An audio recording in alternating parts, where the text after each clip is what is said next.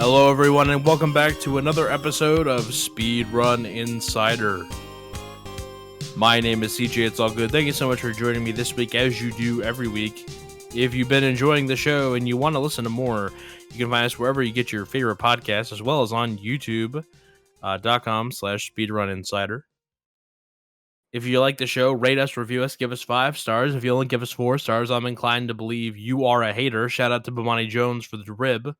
My guest for today was the high school outstanding select choir male member in 2013, a runner extraordinaire of both plumbers and photographers alike, and my personal vote for sexiest speedrunner alive. It's Collins VG. What's going on, bud? Hey, how's it going? Thanks for having me. You know, in that intro, I neglected to mention, and we're going to get to this too, because you're a very multi-talented individual, but you're also purple belt in BJJ. Yeah, I am. How I want to start right off the bat with this. How are you so good at so many different things that all require a great deal of discipline? Pretty interesting to think about or to hear from like an outside perspective, I guess, that I'm considered good at like these things. I more so consider myself like a jack of all trades, master of none. Um, I would say that when I get into something, I really, really get into it and I push as hard as I can, but only for a limited amount of time, I guess. There are hobbies that stick with me for a long time, like jujitsu, like music, so on. But I actually have been finding it difficult recently to like really like push myself the extra mile to like be great.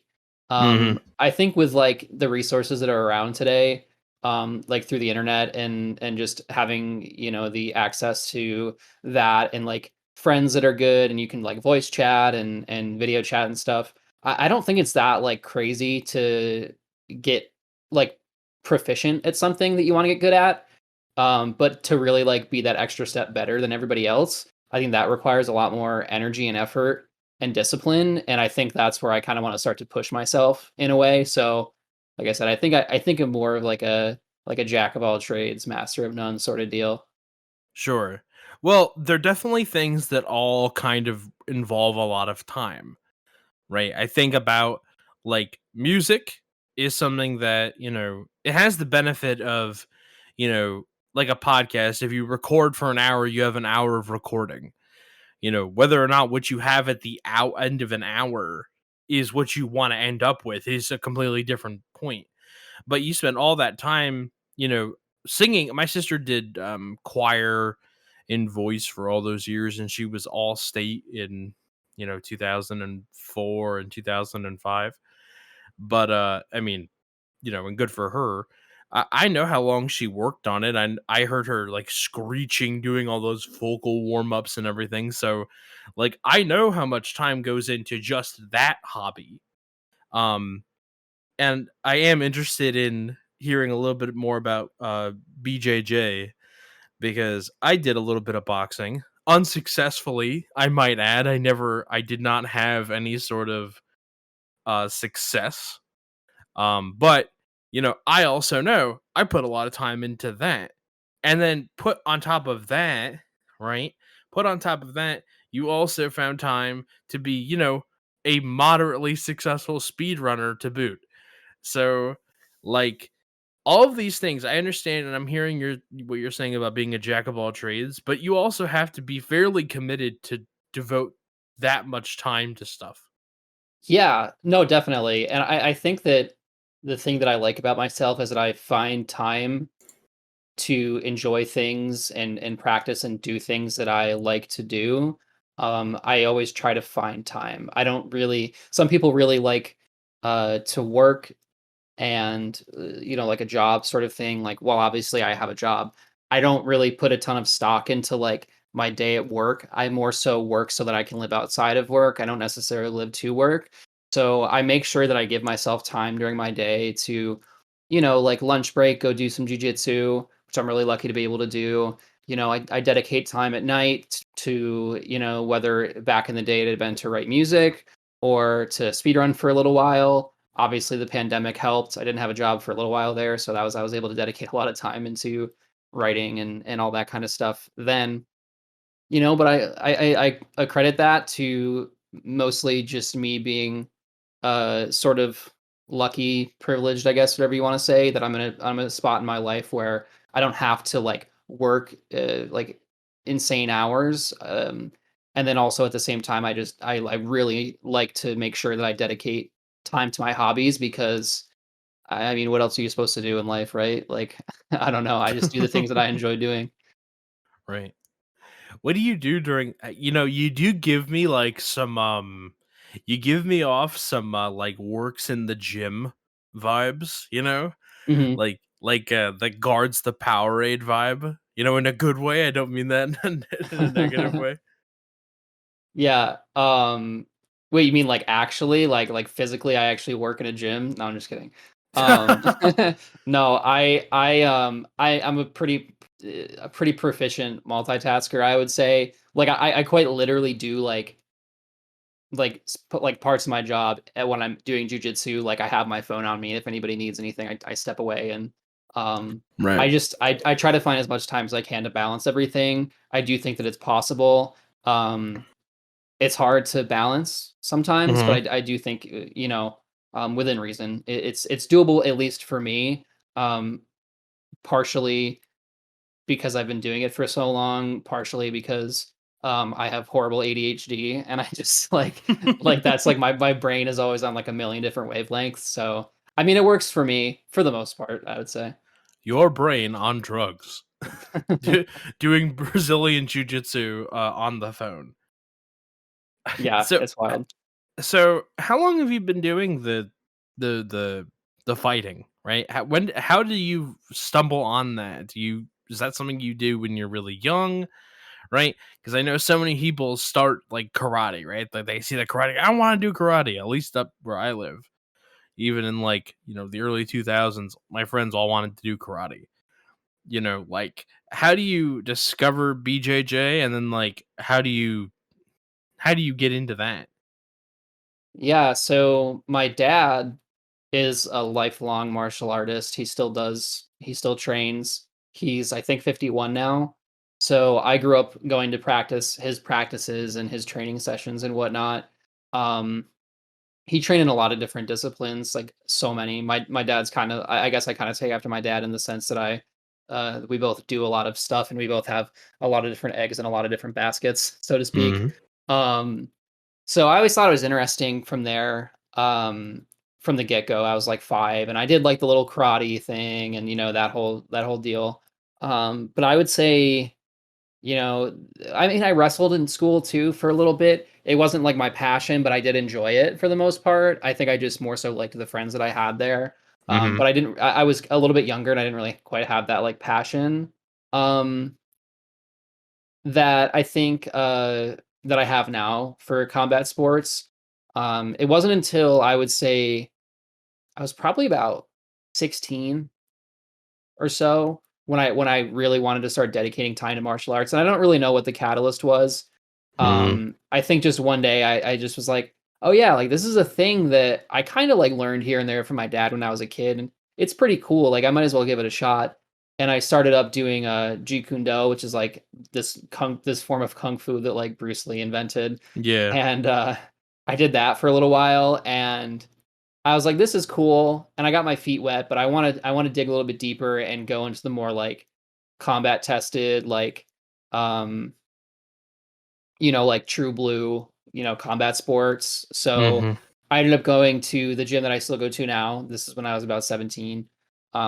They're called Inner Circle BJJ, and I started doing Muay Thai, and I really enjoyed Muay Thai. And I didn't really do much jujitsu at the time. And then when I was in the Navy, I trained here and there. It wasn't anything crazy. It was hard to dedicate a lot of time to that. Um, and what really got me super dedicated, believe it or not, this is a really like weird story. I went to the mall when I was home. I was like super depressed. I was really anxious all the time. I think I was maybe like I want to say I was like 21 maybe. And I just didn't know I didn't know like the direction I wanted to go in. I was in school, but I didn't really know. I was like I didn't really know what was going on, and um I ended up going to the mall to watch this movie. I don't even remember what movie it was. I think it was like something with like Seth Rogen or something. I don't know. It was like a sequel. It was like a sequel. It was like a Okay. sequel to like it was like a sequel to some Seth Rogen movie, and it was like 4 o'clock in the afternoon on like a Tuesday, and I just had nothing going on, and I went into the theater, and they just I was watching the movie, and it just shut off. I was the only one in the theater, and it just shut off. Like literally, like the projector just stopped playing, the lights on, and I was just like, "Wow, like I need to change. Like I something needs to happen. Like what I need to do? Like That this is was like your sign. like I was like, this is just so representative of like my life right now. Like I just have no idea what's going on. Like movies are just shutting off in front of me. And I was walking home, or I was walking back to my car, and I happened to walk by the old martial arts studio that I started at when I was in high school, when I was like 16, the Jeet Kune Do place. And I started training there, and I trained there for a few months, and I said, you know what, I kind of want to get back into jujitsu and try Muay Thai and MMA and stuff. So I called up my old coach, and I was like, "Hey, remember me?" And he was like, "Yeah, of course I remember you." And I started training there, and that was like 20, maybe like 16 or so. And I've just been back ever since. And that was just something that I needed at the time, and I still need. And I've realized that it's a huge part of my life that I really enjoy, and um, it's necessary for me to kind of function in a way. Right. So yeah, that's kind of in a roundabout way how I got into it. Lots of ins and outs, but for the past like 5-6 years, I've been very very dedicated. It's so weird. In that story, you like when you mentioned so many other little things. You were in the Navy? Is that what you said? Yeah, I was in the Navy for a short stint. Yeah, How, yeah, I what, was what? like two How did you years. end up at 2 years in the Navy? How did you do 2 years? Yeah, so I there was like some family stuff that went on, and they Right. ended up sending me home. Well, it wasn't like they didn't send me home, I requested, and they were lucky enough to say that, hey, like family stuff is important. So I got let out a little bit early. Um which is cool. I mean, I don't regret it Yeah. in a way. I will say that my friend, right after he got out of, I forget what it was. He went to some school after he went to basic or whatever, and his uncle died right as he finished, and they let him go home for a month before he got sent out. He ended Yeah, up going to Sicily for the next 3 years, which I mean, of all the places to be sent, pretty nice, not a bad one. Not a Not a bad bad one. one. Where he is now makes me fucking laugh because I was like, you're gonna the next place that you go is gonna be shit. Like, why'd you re up? And he actually got to stay there for a long time because of the pandemic, right? Oh yeah, yeah, yeah. And now he's in like, God, he's in this like small island kingdom. And I'm like, what do you do? Right? And he's like, I go around and I find out where they sell drugs so that the sailors don't go there. I was like, God damn, you're a goddamn narc. You're a professional snitch. He has to find, hey, where any of the good spots to get some weed are? Okay, yeah, all right. He can't go there, he can't go there, he can't go there. That's So hilarious. I fucking find it so funny. You also said wrestling, which I'm gonna tell you the story. I don't know if you know the story. But so CC does a lot of tier lists. He has a thing on his channel where he does a lot of tier lists. And one of them was one that I made, which was like the never ending circle street fight. It's like who could CC beat in a fight? And I remember I put you in there, right? And I'm like, yeah, Collins, he's in the list. He's eye candy. It's one of the rules. I'm gonna put him in there. And then CC's face like goes white. He's like, "Nah, bro. He's got training. He's in, he's a purple belt and everything." He's like, "I'm not fucking with Collins." And I was like, "God damn!" And then he didn't put me in the "Don't fuck with me" column, and I'm like, "Well, god damn!" Like Collins at another level. Like CC's not afraid of me. CC can beat my ass. so so that always stuck with me. goddamn wrestling too. I there was nobody in my weight at the time. So it was like I wanted to do it, but I was 225 and I Yeah. played football too. So it's like the coach was like, "Listen, we don't have someone in your bracket. So like you're just going to go and raise your hand and leave." So I was like, well, as fun as that would be, I don't really not want to like, because and it's different now, and I'm actually really want to talk to you about this. Did you do like the cutting the weight thing where you had to like you wrap trash bags around yourself, trying to lose the weight for a meet or whatever? Yeah, yeah, I've done weight cuts, yeah. Yeah, it's brutal. It's Okay, awful. anyone that's ever had to do it, it's fucking brutal. And I remember my buddy had the inverse problem. He weighed 135 pounds.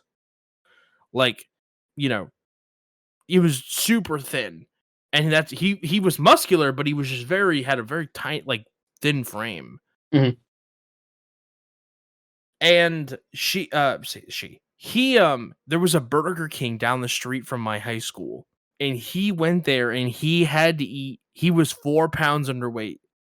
He ate like two big he had two large fries, and then he had like a huge like slushy, and he had four quad stackers before his bout, right? Just to make weight. And then I'm like, "Oh my god. Like I'll never do that."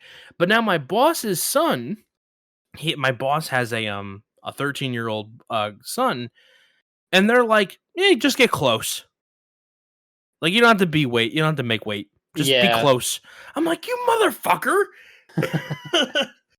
Like, god damn. It's different now. It's like it's definitely different now. It's not good for kids to cut weight. It's not good for anybody to cut weight first and No. foremost. It was Um, terrible. it's bad for your I mean, it's bad for everything. It's bad for your kidneys. If you get a concussion while you're dehydrated, like that's awful. There are a lot of major issues that can occur from weight cuts, and like kids should not be doing them. So I'm actually pretty glad to hear now that they don't do them anymore. I don't even know about like high school level or anything. Like middle school, that would make sense to me. Like just be close. I have no idea about high school. That sounds crazy, but yeah, I have made it a point to cut as little as possible now, if none at all. Like I'd rather be like, you know, I'd rather be a weight class like above than like cut as much as I possibly can, because it's Mhm. just like mentally you feel horrible, physically you feel horrible. Like there's just a lot of like detriments from that, and for what, like a slight, especially in grappling, like weight means something, but uh a lot of the time, a lot of these guys cut for like a reach advantage, because it's like me just bigger, have like a bigger frame, like a longer reach and whatnot. Uh, Mhm. so in grappling, I find it like not as like important, I guess, because you're just gonna I mean, unless you're cutting like insane weight, if you're cutting like 20 pounds or something and then rehydrating, like sure, Oh but god. I mean, like for like just a regular whatever jujitsu like tournament, like not like of course for like the worlds or the Pan Ams or like the ADCCs or something, like people are gonna like cut because that's like their job and like they have to. Mhm. Um, but like when it comes to just like going to like a local tournament, like I don't think that weight cutting is like super necessary. Yeah, for sure. The I think about how, it really is dangerous. You see these MMA fighters who like spend their whole lives to fight when they're exhausted, when they're gassed, and they're in a hot tub in like a parka trying to sweat out more weight, you know? It's ridiculous, But Yeah, no, it's but that extra pound makes a huge difference when you're like a prize fighter, oh yeah. right?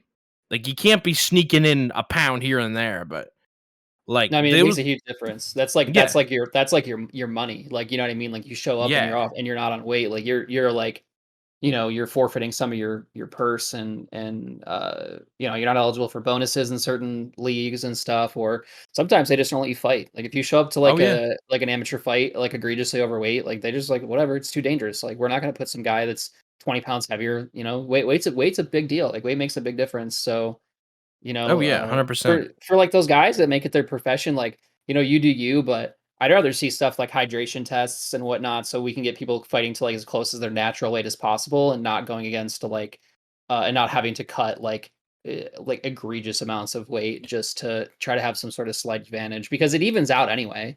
Because Yeah. like, most people can cut like a certain amount of weight. So like a lot of these guys like they cut and it's just like the other guy cut is just as much as them, so then they're in the cage, and it's like they're the same weight anyway. So what was the point of like, you know what I mean? Like, what Yeah. was the point of the cut? Like we could have just gone at our regular weight. I don't know.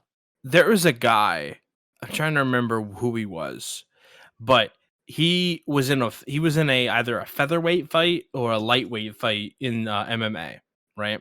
So he's like he was either 135 to 145 or 145 to 155. And the commentators are talking about him, and they're like his walking around weight, just his normal weight, right, is 165. I'm like, he cut 20 pounds to fight, like that's just not good for anybody, Yeah, you that's like know? the average weight that people are cutting. Some people cut more than that, believe it or Oh, not. 100%. Yeah. Like, which is insane. Like 20 pounds is like that's a cut for sure. Like it's not fun, but like, a lot of these guys are cutting 15, 20. It just I mean, it depends, like, who you are, but a lot of those guys, like, the especially the big weight classes, Mhm. you can see you can see those guys cutting, like I mean, they walk around 210 and they're fighting at, like, 185, and you're like, "How? Like, how do you do that?" Like, it's insane. Mhm. Yeah. I remember, like, there was one guy in my, so, like, for those that you don't know how, like, wrestling weight classes work, there's basically just, like, once you get to a certain weight, then everybody is in the same weight class, right? So, like, at 225, there's no other 225 people, but one school had a guy who was 280. I'm like, "You're 17 years old and you're 280?" He was, like, 4% body fat, I swear to God. I'm like, "Jesus, he's gonna eat me."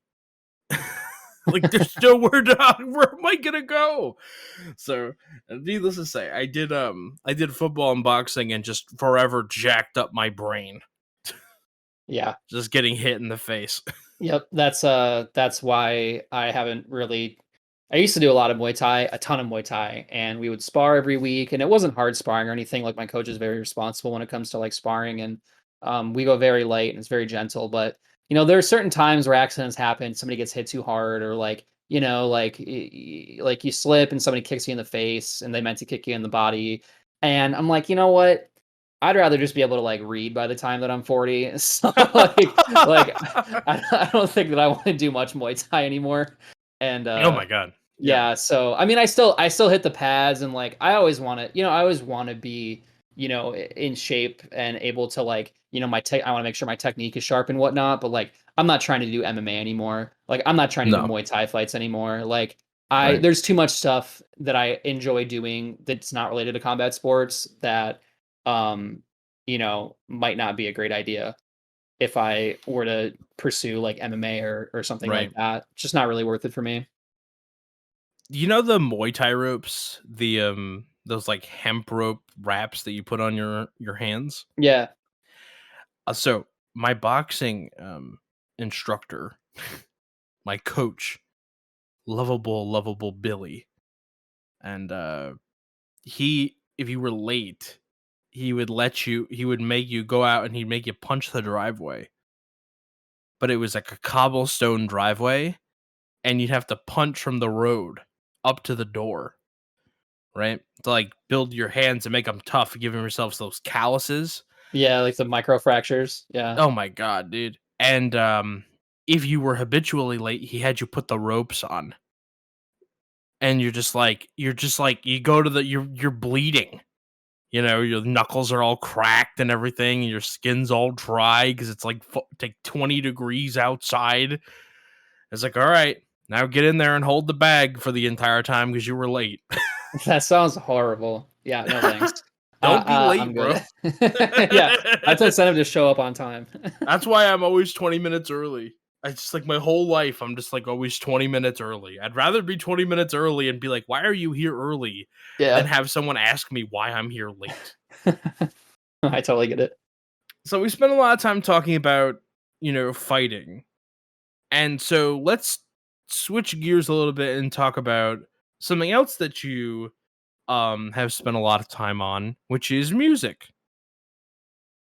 Yeah. So, and I promise, ladies and gentlemen, we will get to speedrunning at some point, but I'm so interested in all these different hobbies that you have. I know you've been in a few bands. I think it's more than one, right? I Mhm. know that you've put out some music that I've listened to. And so just talk about how you got interested in music and then, how, how'd you decide on, singing and, where what do you think the future holds for you in your musical endeavors? Yeah, so I was the only musician in my family, or I am, I guess I should say. So at the time I was maybe 13 or so, and I was interested in playing guitar, and I don't really know why specifically I was interested in guitar. I think a lot of people are, I think a lot of kids are, but I grew up listening to, like AC/DC and like Ozzy Osbourne and all this kind of stuff. And it was really cool. It's something that I really enjoyed. I mean, I really liked Ozzy Osbourne a lot. I mean, I still do, but I really liked Ozzy Osbourne at the time. And Mhm. I thought it was just really neat. And I was like, man, it'd be so cool to play guitar like Randy Rhoads or like Zach Wild or like Angus Young or something. Mhm. So I wanted to get into guitar, which my dad thought was really cool because my dad loves music, but he never really got into it, like, performing and whatnot, or even playing at all. And I got a little guitar and I was messing around with it and it was fun or whatever, but I didn't really think too much into it. And there was one day where my friend came over and he ended up he was a bass player, like an upright bass player. Mhm. He ended up being the first chair at the Boston Conservatory of Music for a couple years. Oh wow. So he was pretty good. But he knew how to play acoustic guitar and he could sing a little bit and this kind of stuff. And he came over one day and was like, it's like, dude, you have a guitar? I'm like, yeah, I mean, he's like, do you play? I'm like, I mean, not really, like, whatever. He's like, no, you should play. So he had his like bass and we were kind of just messing around, whatever. I'd never played music with anybody else before. And you should try to sing, like, try to sing this song. And I'm like, oh, no, I can't sing. And, and he's like, dude, just do it. So I sang and we finished the song and this kid was like, holy shit, like, you're really good at singing. And I was like, "Oh, he's just kinda messing with me, like, or something, like, or, like, he's just being nice because I never done it before." And I was like, "Ah, ha, ha, ha, whatever." And then I guess to understand why this was strange to me, I guess you have to understand my, like, family dynamic in a way. Mhm. Um, my mom came into the room, like, randomly and was like, "Who was just singing?" And John was like, "Oh, it was Colin." And she was like, "What?" Like, "Really? I didn't know you could like, that was really good." And I was like I'm, like, thinking, like, they're messing with me, like, there's no way like, I had never, like, Mhm. actually sang before, like, I had, like, messed what I mean, like, singing, like, like, in your room to, like, a CD or whatever, but, Yeah. um and my mom was like, "Yeah, we gotta sign you up for choir." It was my first year of high school, it was the summer of, 2008 or 9, I think, and I was going into high school, and, she was like, "Yeah, we gotta get you signed up for choir, that'd be so cool." And I just thought it was strange how, like, interested they were in getting me to, like, pursue this thing. And I was like, "Well, I must be kinda good at it then," and, I started to look into it more and, we would play at bonfires for our friends and, I started to delve more into other types of music. My friend Liam, who I've been in bands with for years and years, he's still, like, my best friend, we've known each other since we were, like, 8. He was like one day he came over, he's like, "I really want you to see this music video. I think you'd really like it." And I was like, "Okay, like, I'll check it out." And he showed me the year was 2000, Oh man, I don't remember, but it was a while ago. And he showed me Love Like Winter by AFI, the music video for it. Mhm. And it was like the coolest thing I'd ever seen. They were dressed like vampires, the music was sick, like the aesthetic was wicked cool. And I was like, dude, I want to be like that. Like that sounds so tight. So that's what got me into like the punk like sort of side, the emo pop sort of side of things. And that's when like that transformation really happened for me was like when I was like maybe 14 or so. I started really getting into that genre of music like AFI and like My Chemical Romance and um different bands like that. And that just really like, that one music video did it for me. And then I watched Welcome to the Black Parade by MCR and it just changed my life. And I was like, this is what I want to do forever. Like I want to perform. And the first time I played a show, I remember it being the most, like, cathartic experience ever. I loved it. It was the most fun I'd ever had. I didn't wanna do anything else, like, ever, and so I just kinda kept doing it for a while and, stopped about a year ago. So I stopped doing music about a little no, it was actually almost probably a year and a half ago now. So it's been a little while, but I just remember at the time, for so many years of my life, that was just so important to me. I was in select choir when I was in high school, and that was like a huge, huge part of my life. Um, it was me and like 20 other kids and we got to go and we got to sing with Foreigner and Journey and Kenny Rogers, and we got to go on little mini tours and stuff. Like it was super fun, and it was a really I was really lucky to be able to like experience that at a young age. And that set me up for a lot of good times. And I met a lot of cool people through music too. A lot of my best friends I met through music. Yeah, absolutely. I hear your story of like singing for the first time and being like, "Oh, people are like, oh man, that was really good." It's so weird because I have like the opposite experience where I remember my sister was the singer, right? And I really wasn't good at anything. I was just smart, which that goes so far. Yeah. And I remember my sister pulled me aside. Like I was singing, just I wasn't even trying to be like whatever. I was just singing, having fun. She pulls me aside and she's like, "You're not very good, right?" And it's so weird that I was like, "Oh, I'm sorry," whatever. And so they go through it with me, like like whole life. I'm just like, "Oh, I can't sing." And then one time I'm just on Twitch or whatever, and someone goes, "You're really good." I'm like, "No, I'm not. I'm very bad." Everyone, my whole life is like when I first started streaming, it's like, "No, I'm really bad." Like, who told you were really bad? And so then I was like, "Oh," and then I had a friend who was like a choir teacher. Who's like, "I mean, you never had any classes or whatever, but you're not bad." I'm Yeah. like, "Oh, thank God." My whole life I've spent thinking I crack glass and make, cats cry and babies cry. It's just like, damn, all right. I think what a lot of people don't realize too, and especially with like this is even with I mean with any instrument, but especially singing, I've noticed too. Um, it's not like some people are more naturally gifted, sure, or more naturally inclined to becoming better more quickly, but nobody is just like born knowing how to play a guitar. And like, sure, some people are really good at singing or just have naturally have a really good like timbre to their voice and it sounds really good, but that doesn't necessarily mean they know how to sing or that they will be a better singer. So when people say like, oh, like you're so talented or like this person is so talented, like your voice is so good, like you're so lucky. It's kind of like a pet peeve of mine in a sense, and like I feel this for other people more than myself. But it's like no, no, no, no. Like these people have put in a lot of time. Like they put in a lot of time and a lot of effort. Your voice is just like any other instrument. You know, Mhm. you can you can be naturally, like I said, you can have a good timbre, you can have a little bit of control and a decent understanding of like pitch and whatnot. But a lot of it, especially these high level people, it's just work. It's like any other instrument.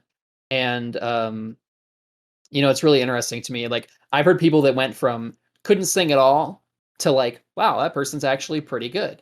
and you would never have guessed it at a certain point that they were, like, bad. And now I look back on, when I was a kid and, like, recordings from when I was 13, and I'm like, "Wow, that was really bad." But, it just goes to show that, like, hard work kinda pays off in the end for it, especially with music, like, the more you I Mhm. mean, with anything really, but, music, like, it's not a lot of people think it's talent, it's not talent, it's a lot of hard work, it's a ton of hard work and dedication to the craft, I guess, in a way. Yeah, I think that there's definitely a conversation, and this is a good analogy for gamers in the world. Um, Talent is starting off at level 20 when everybody else starts out at level 1. Yeah. It's what you do next with that, right? And I think some people are so discouraged because it's like, oh man, like just so talented. It's like, no, you can be that if you want, Mhm. right? Nobody's born good being fast at video games. Yeah. Like literally, that's not any part of God's plan. That's There's nothing in the you, genome that says you're good at video games. you know, and I think so much about like what people like the things that people like put on themselves is based on like the things that are around them. My sister sang Italian like opera. Okay, if I'm trying to compare myself to my sister, well, she can't do it anymore, so I've already got a leg up on her there. But back then, it's like, no, there's no way, right? Like, it's just like she's doing something else, and she's also, for a fact, 6 years older than I am. Which, when you reapply that context to my previous story, makes what she did to me very mean. Yeah. But so, and I think too, the music that my favorite band growing up was Coheed and Cambria. If y'all know Coheed, you know that Claudio Sanchez has a very high singing voice, which is not to be emulated by post puberty boys unless you know what you're doing. So I can definitely see how maybe I was a little whiny and you know good eye sniper. Like that's not pleasing to anyone's ears. But so we were talking about the gamer analogy and the talent versus experience. And I think it's so interesting that um you speedrun Super Mario 64 because again, it just feeds right into this theme that we're exploring in your life about time and discipline. Super Mario 64, for all intents and purposes, is like the Mario game that probably has the most resources available for it. It has the most documentation. It's the most one of the most prolific speed games. So there's that way of making it like an accessible game. It's very popular, which means that it's accessible to a lot of people in that regard because they have played it or have a way to play it. It also has been on like 4 different consoles, which is another form of making it accessible for everybody, which kind of explains its popularity. But it's a game that has a really high ceiling. Like the jumps in that game and skill are crazy. And I think it's so interesting, especially with in light of everything else that we talked about, that that's one of the games that you speedrun. Well, I guess we'll talk about Snap at some point too, which is a different kind of a problem. It's a different kind of a speed game. But talk to me about how you picked SM64 and what your experiences have been. Yeah, so 64 was a game that when I was a kid wasn't my favorite game. I didn't dislike it. I actually enjoyed running around the castle and like discovering new things and different paintings and going into the basement and like, finding Dory and HMC. I remember like I loved doing that. I loved like Hmm. discovering BBH and everything, but it wasn't a game that I necessarily played a ton. My favorite game when I was a kid was actually Ocarina of Time, Hmm. by like a long shot. I beat that game backwards and forwards when I was like 5 years old. And I was originally going to speedrun that. Um, but I wasn't certain with all the different, this is back 2018, maybe 2019. And I wasn't really certain whether or not I wanted to, I was like, I don't know what category I should do because there's so many for Ocarina of Time and there are so many consoles that, we need, that they have. And it's just it was a tough decision to make. So, obviously I'd seen Mario 64 because that's just like you said, a very popular, it's a classic speed game. It's just been around for a while. It's super popular. And I was watching 16 star runs and, I initially decided like that seems like a fun one. I don't know. It was okay. I was like the movement looks really cool. It's very accessible, like you said. It's short, so it's not too much of a time investment as opposed to something like say, um, Ocarina of Time, where at the moment at that time, uh this is like pre SRM and all that kind of stuff. The categories were a little bit longer. They were definitely more difficult to get into in general, and also there are just a lot less resources for OT in general. Hmm. So I was like, you know what? I think 16 star sounds good. Let's go ahead and I'll give it a go. I'll reward myself at the end of the semester of college, and I'll learn how to do this speed game because I had a lot of stuff going on at the time. But I was like, I learned how to do 16 star, and uh, say like I didn't wait. I just learned it. I got the game and I learned it, and I fell in love. I don't know what it was about Mario, but the movement was so satisfying, and just to be able to land some of the tricks and some of the movement and really put all the pieces together was just so satisfying to me. And I'd been into speedrunning. I'd been an avid like watcher of speedruns since like 2014 or 2015. So the fact that I was like starting to do it, it just got really addicting, and that's what it was. So I think it really was the initial accessibility of Super Mario 64 that really got me into it, and just the fact that the movement is just so it was so addicting and it was so fluid and satisfying to master or to try to master, I guess I should say. Right. You know, I hear what you're saying, and I think one of the things that is maybe it's not to be overstated, but they made the controller to be satisfying to control Super Mario 64. Yeah, You know, it is one of the very weird, interesting things about Nintendo is that when they put out a new console and there's a Mario game on it, they designed the controller. They designed the controller with the console, with the game. yeah, Just like, oh, this is meant to play Mario 64. I guess it'll play some other shit as well. Right? yeah, Like, it obviously doesn't play Mario Party. yeah. No, It's just everyone's poor hands, poor controller sticks. poor controllers. Yeah, I know, right? And then, like, how much, like, it's almost like a case of controller genocide, right? Because how many more N64 controllers would be alive today were it not for, like, Mario Party? Yeah, having to spin the stick so much. Yeah, I think about that a lot.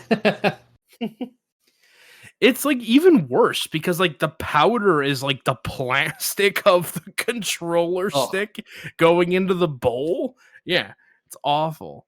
yeah, they definitely didn't intended. They did definitely did not intend for people to play on that controller like 25, 30 years after the console was out. It was definitely Mhm. not built for longevity, I think.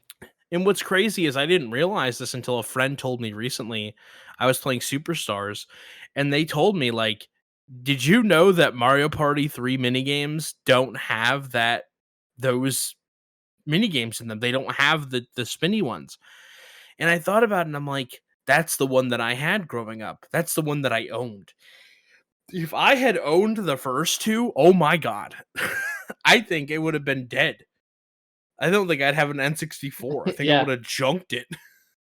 No, literally. Yeah, no, that was just I don't really know what they're thinking with that. The controller thing is just it's a whole thing. Yeah. Talk to me about like the people you've met from speedrunning. Yeah, I've met a lot of awesome people. A lot of my best friends ever from speedrunning, and I'm like super appreciative of. the people that I've met and the connections that I've made um, throughout this time.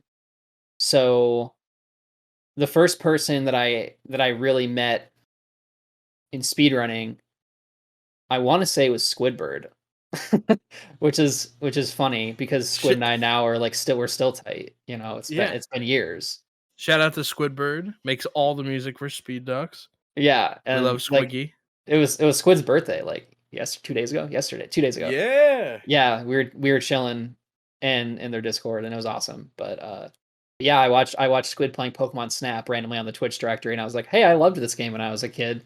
And Squid's just like dry sense of humor and just like I don't know, like just vibe overall was just really cool to me. And then Squid introduced me to people like CC Neverender, who like shout outs, like big fan. Obviously yourself, Quo, Candy, Drogi, like all those people, the whole Snap community, everybody was super welcoming and so cool to me initially. And like I still appreciate that like to this day. Um, through Mario, there are too many people to name. Like so many great people, you know, um, and amazing friend groups that I'm lucky to be a part of. I feel like I know a lot of almost everybody in Mario, so it's even hard to uh, because like I'm a leaderboard mod, and so I see everybody's name through the leaderboard stuff, and I talk to everybody. I'm in the streams a lot, and I try to hang out with as many people as I can, but you know, um, Mhm. Cheese, Punk A, Cryptic, like I said, Squid, Disocial, like these people have been like become like my best friends, like literally. We talk all the time. We're super close. We all voice chat every night, every other night. Guy and I is another awesome friend of mine, Ouija. Um, you know, I don't know. There's just so many to name. But they're all amazing people, and um, you know, I think really like the thing that I was really appreciative with in the first like real kind of because Mario's such a 64 such a big game, and such a large community that like there are so many like I don't even want to say cliques because like the community as a whole is pretty welcoming, but there are so many different like friend groups and like subgroups of like certain friend groups. Um, but the first group that I kind of got into was the like Ruby Mill group. For those who don't know Ruby Mill, it's made up of uh, Ruby, obviously, and J Mill, or Ruby, sorry, and J Mill, and both awesome guys. And they put on tournaments for Super Mario 64. They haven't in a little while, but um, they put on a really big 70-star tournament like a year and a half ago, 2 years ago, and that's actually where I got my start with commentary. Um, Mhm. and yeah, so I kind of got into their friend group, and it was just amazing. They were so welcoming, like Badronis and Alaris and all those guys were just so welcoming, and I really appreciate them. And um, I don't know, and it's crazy how like even though it's been so long, and we've all taken these crazy different routes. I've been in a different bunch of different speed games. They've been in a bunch of different speed games, but we all kind of managed to like link back up eventually. Saren Mew was like my first ever like SM64 friend, like just SM64, like not Snap, like Squid or Drogi or somebody, but just Mhm. SM64. And Saren Mew and I, we like were both. Nobody really knew who we were. We weren't like good at the game, but we weren't bad. We just kind of were on the same level, and we just got along really well. And now, fast forward a couple years, Sarah Mew is working for GSA, organizing these incredible tournaments and doing what he's been wanting to do for years, and I'm doing what I've been wanting to do for years with commentating these big tournaments. And it's so cool to see like that if you put in the work in these communities and like you actually truly care, like a person like he does, if you actually care, like you can make stuff happen, like you can make what you want to happen. And it's so cool to see like such a good dude, like all those GSA guys, like I love those guys. And I think it's so fun and so cool that Saren is where he's at now in the world of speedrunning, just putting on these like amazing, incredible events and whatnot, like the Sleep 16 that just happened, this like huge live time attack event that GSA put out with like the best 16-star runners in the world, just insane event. And Mhm. like here I am, like, watching like my friends that would have not even like dreamed about participating in this stuff, like GTM, for instance, another great friend of mine, who like 2 years ago, me and GTM were talking about how we're like, man, I want to be on GSA one day. Like that'd be so cool. Like imagine us being like in a tournament and like commentating or whatever. And we're putting in this time in these small events, um, that not many people were watching even. And now it's like, oh, like GTM's on the big stage, like participating, like doing well in these events. And I get to like not only commentate, but like watch my friends like along for the ride, like which is like so cool. I can't say enough good things about the Mario community. Artemis is another great friend of mine. There are too many to name, literally too many. Too many to name for sure. I understand. Yeah, no, it's really interesting. I have a simply story. Just one of the weirdest things that ever happened to me at GDQ. Um, have you been to a GDQ? I haven't, Oh unfortunately. my god, because of the pandemic and everything. Yeah. You're gonna rip it up at one. I com, com, I already know. I already know you're gonna be ripping it up at the next one. Um, so I don't really remember how it happened, but so big. I love squid, right? So I have a rule about my room. I usually get my own room and I don't let anybody in because I need to like leave. At some point, my meter's gonna get full, and the party doesn't stop. It's 24 hours a day. The Yep. event space is always open. You're drinking all the time. You're eating all the time. You're with people that by default like are up really late, and so Yep. the party never stops. So sometimes you just have to leave. So at one point I'll disappear, I'll go back to my room, I'll recharge, I'll be by myself, I'll watch like The Simpsons or something, whatever. But I don't usually let people. Sometimes I don't even let people know where my room is. I don't I'm blame you. like, I don't blame you. yeah. I'm the same way. So I'm like, also, your room is gonna become the bar if you let it. But I remember I bumped into my friend Simon, who's a Mario Party runner, among other games. Among a bunch of other shit Wii games. Silo Simon has been a guest on the show before. And so we're in my room, and then I don't remember how, but then all of a sudden a group of people, which I think included Simply, end up in my room. It did include Simply. And so everyone's hanging out. Oh, it was Proto Man. I Oh love my god, Proto I Man. love Proto Man. Yeah. And so it was in Minnesota, right? So we're just, and everyone's in my room. And I'm like, this is weird. But I'm drunk, right? And I'm hanging out with Simon, this is his last night here. And so we're just hanging out, having a good time. And then they leave, and I'm like, oh, okay. Well, it was nice.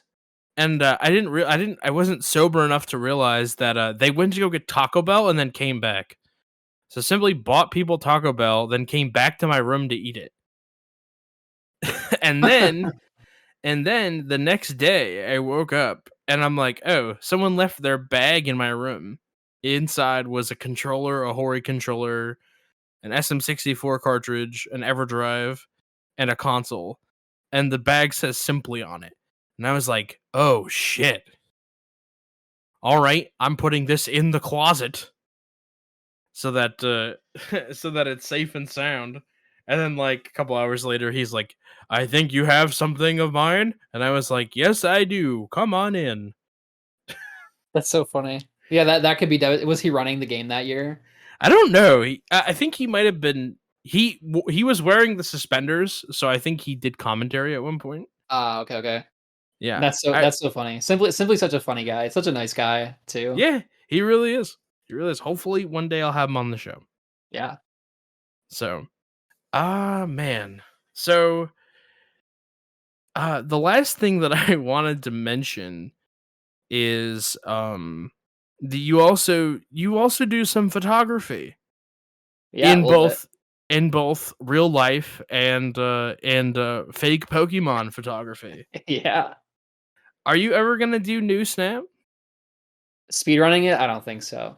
I don't think so. Listen, you know that song by by Jefferson Airplane? The God, I can't remember what the name of it is. It's the song that they play in the new Matrix trailer. Okay. Do you know what I'm talking about? I don't think so. It's like one pill makes you smaller, right? Like Yeah, that. yeah, yeah. Okay, yeah, yeah, yeah. Yeah. Go ask Alice. I'm not gonna sing it. We already covered this. But it's like that, it's just like it's like a trip, you do it and it's like 3 hours of your life that you don't get back, and then you say that you did it. I know you could just not do it and say that you did anyway, but I'm just saying, it's like we waited so long for it and it turned out to be dog shit, but now it's like, right, gotta eat our dog shit. Yeah. It is a great game. Like casually, oh my god, I loved it. I loved it. I Yeah, thought it was one of the it was exactly everything that I was hoping it would be. Honestly, like from a yeah. casual perspective, like I was so satisfied with it. Me too. Speed Yeah, game go ahead. though, no. No, bad. Bad speed High game. high score, it's amazing. High score is amazing too. I was thinking the same thing. Like I was thinking the same thing. Like I love the high score aspect of it, but I don't know. I don't know, man. Is 2.5 hour speed run. I don't even know if I want to learn it. I remember trying to route it with Quo and I was almost falling asleep. I was like, I hate this. I hate this shit. Yeah. It sucks. Well, at least you're being honest. I couldn't do it. No. Oh no, dude. No, the first game, great speed run. The new one, not great speed run. It has different things going for it. But unless something gets found that like lets you skip something, nah. Yeah, Oh not for me. nah. If it was like an hour, I probably would. Because I do 120 and like I can sit there for like an hour and a half, almost 2 hours, but like I don't know. Is it an ADHD thing a little bit? It might be. I think it's mostly just the learning part. Like I just Yeah. don't feel like sitting down and learning it because I've learned a bunch of speed games I didn't really end up like going through with. And like I was like, I don't know if I want to. What's one that got put in the reject bin? Oh, Legend of Zelda: Ocarina of Time GSR. I learned the whole thing. I did like half of a run. I was like, I can't do this. I literally can't do it. It's impossible.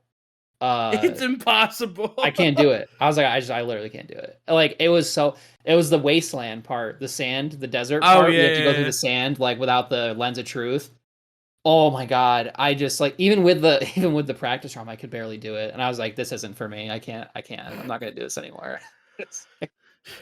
My dog has this weird quirk where she loves the leash, but she hates walking. So she just wants you to put the harness on her and then like leave her alone. She basically just wants to go out and look at the house from the front yard, right? Because the second she can't see the house, she lays down in the road like and like lays dead. Just like nope, I'm an 85-pound rock that you have to carry me. It's literally like carry me, and so you have to carry the dog back into the house. She won't move. She's like, I'm dead. I give up. This is too hard. Everything's lost. I live here now. That's the vibe I'm getting. It's just Yeah. like you're in the desert. You're like, this sucks. I hate this. I I live here now. I love the idea of speedrunning Ocarina of Time, but I hate doing it. Yeah. Like your dog. Love the idea of like going for a walk, but when I do it, I'm like, oh my god, this sucks. I and the thing is too is I've learned like OT, like I learned Ganonless. Lozoot's like one of the best players ever. I think he still has the any percent record, no SRM, Mm. and or the defeat Ganon, no SRM Yeah. or something is what it's called now. He showed me Ganonless because he has the Ganonless record too, and I learned it and I hated it. Like it was fun and I liked learning it from Lozoots because he's a great dude and I love that guy. But oh my god, I could not like. It's just like Mario, you mess up, Snap, you mess up, not a big deal. for the most part, you can pretty much get it together, and like there's a backup that you can do, and like you can continue the run. You can at least finish a run. OT, if you mess up, it's just over. You have to just reset your console. It just doesn't matter. And Yeah. like I hate that. There's just no backups. Like you mess up a wrong warp, sorry bud. I don't care if your run's 3 hours in, you're done. It sucks. You're done, kid.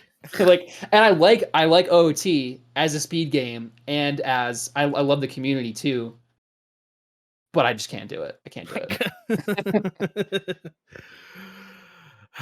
What does the future hold for you? You know, what do you have upcoming? What are your plans? In general, speedrunning, I mean, Whatever, man, wherever way the wind blows. yeah, I don't know. I have been wanting to do more 120 recently. I've been practicing. I've been playing a little bit. I have a brew stick on the way, like Benny. For those who don't know, Benny is a top level Mario runner. He's making his own set of steel sticks for the N64. We kind of touched on how terrible the control sticks were for the Yeah. controller, but I'm getting one from him pretty soon, and which is cool. So I'll be definitely utilizing that for 120. But my big end goal, I think, for speedrunning, when I can say, you know what, I've done what I needed to do, I think, is when I get shout out times in every Mario category, which I'm very, very close to for 70 and 120. And Mhm. then I want to get top 10 in Snap. Like I just got to taste it. Like, I was close. If I still grinded, I probably could have done it, but I don't know. I think those are my big goals, and I think that 120 is first. Um, I love the category. I love that you play the entire game. It's a mastery of like the game in all aspects, and I think pushing my 120 time down is definitely on the docket for me very soon, hopefully. Yeah, I mean, I'm rooting for you, you know. I want you to achieve your dreams. I want to say, "Hey, I know that guy." You know, when you become the next Simply, and I'll be like over here like, "Listen to this podcast I did before he made it," you know? I'll plug the podcast. Don't worry about Oh, thanks, man. it. So, hey, listen, this has been a lot of fun. Is there anything that you wanted to say before we start wrapping up? I don't think so. Just thanks for having me. Thanks for asking me. Appreciate you having me on, and it's been fun. It's given me a little motivation to speedrun again. You made a tweet, and this is how I wanted to end the show. You made a tweet a couple weeks ago. It's like, you don't understand when people like get successful and they don't bring their friends with them. And Yep. I was like, that really spoke to me. So I'm like, you know what? I got a podcast. I got to get the boy Collins on. Hey, I appreciate it. I'm so that's one of my biggest things. Like, and that's what I love about the friend group that I have, is we're all bringing each other up. Like, Sarah Mew makes this sick event, hits me up. Hey, like, you want to do comms for this? Of course I do. And then he asks me, who do you want to do? Who else should be involved? And I say, hey, all my friends that work really hard and are good at what they do should be on, and they should be involved. And that's what we got to do. We all got to help each other. It's a whole big it's a big circle. Yeah, absolutely. So, I want to thank you for being a guest on the show. I've really enjoyed the time that we've spent talking. If you enjoyed this episode and you want to follow more of Collins, you can find them on Twitter. That's Collins, COLLINS, double underscore, so underscore VG, Victor Gamma. Can find them on Twitch. That's twitch.tv/Collins, spelled the same way, underscore VG. As I see a video of you blasting bare chest with the chest tattoo. Okay. I think so. All right. Okay. All right. We out here. We living, right? And and then if you want to see more of Colin's speedruns, you can go to their speedrun.com profile at speedrun.com/user/Collins_VG. So thank you so much, bud. I really appreciated you coming on the show. Thank you to everybody who listens each and every week, the people that like and subscribe and comment and share. Keep doing what you're doing so we can keep the podcast free and clear of any outside influences, so we can talk to the people that we want to talk to. Again, thank you everybody for listening, and I hope you have a great rest of your day. Bye bye. Thanks for having me, man. It was awesome.